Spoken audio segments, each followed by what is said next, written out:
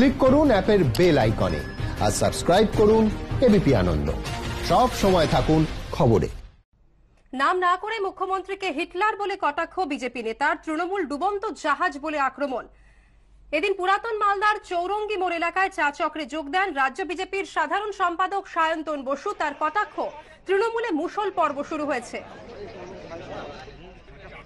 আমাদের সঙ্গে রয়েছেন নাট্য ব্যক্তিত্ব দেবেশ চট্টোপাধ্যায়। দেবেশ বাবু, নাম না করে মুখ্যমন্ত্রীকে হিটলার বলে কটাক্ষ বিজেপি নেতার, কি বলবেন?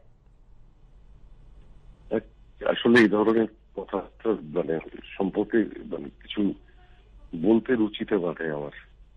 এইটুকুই বলবো যে এই ধরনের যে সংস্কৃতি, এই সংস্কৃতির সম্পর্কে আমার অনীহা বা আমার চূড়ান্ত ঘৃণা, আগেই বলেছে, এই ঘৃণা থাকবে। আর এরা এই সংস্কৃতি আমদানি করতে চাইছে আমাদের পশ্চিমবঙ্গে। কি বলবো, এটার এই ধরনের কথার প্রসঙ্গে কোনো কিছু বলার এই রুচিতে বাধে আমার। অনেক ধন্যবাদ আপনাকে। এই মুহূর্তে আমরা টেলিফোনে যোগাযোগ করেছি নৃসিংহ প্রসাদ ভাদুড়ী, শিক্ষাবিদ, তার সঙ্গে। নৃসিংহ প্রসাদ বাবু, আপনি নিশ্চয়ই শুনলেন যে সায়ন্তন বসু তিনি ঠিক কি বলেছেন। নাম না করে তিনি মুখ্যমন্ত্রীকে হিটলার বলে কটাক্ষ করেছেন এবং তৃণমূলকে বলেছেন ডুবন্ত জাহাজ। আপনি কি বলবেন? না, আমার একটা জিনিস মনে হচ্ছে যে কাল থেকেই একটা মনে হচ্ছে এটা, যে ওনাদের বোধহয় কোনো গোপন মিটিং হয়েছিল যে এখন তো সামনের দিকে এইসব করোনা টরোনা মিটলে ভোট টোট আসবে, অতএব এখন একটা let slip the dogs of slang, গাল দিতে থাক সব।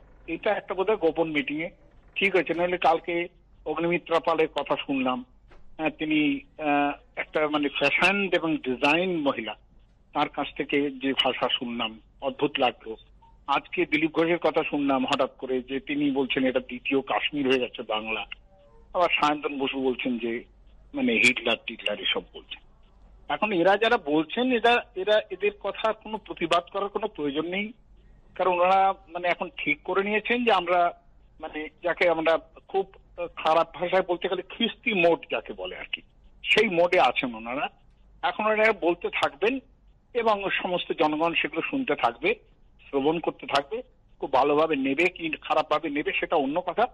কিন্তু সায়ন্তন বসু তিনি তো কখনোই খুব ভালো কথা বলেন কোনোদিন শুনিনি, কোনোদিনই না। উনি তো আবার গুলি টুলিও চালাতে বলেন, মুখেই বলেন যে। কাজে এই যেখানে অবস্থা, তাহলে এসব ভাষা, পাড়ার মস্তান এবং ইত্যাদির সঙ্গে তাদের তফাৎ থাকে কি করে? রাজনৈতিক ভাবনাটা, রাজনৈতিক বুদ্ধিতে চলাটা ওদের কিরকম হয়, তৃণমূলের লোক ভাঙানো। আর প্রচারের ভাবাটা কি হয়, সেটা হচ্ছে খ্রিস্ট। এই যে প্রচারের ভাবনা, রাজনৈতিক প্রচার যাকে বলে, সেটা তো ওদের কাছ থেকে এক্সপেক্টেড। অবশ্য ওরা কেবল নতুন উঠছেন তো, আর খুব তাড়াতাড়ি দখল করতে চাইছেন, ভাবছেন যে তাড়াতাড়ি দখল করে নেব।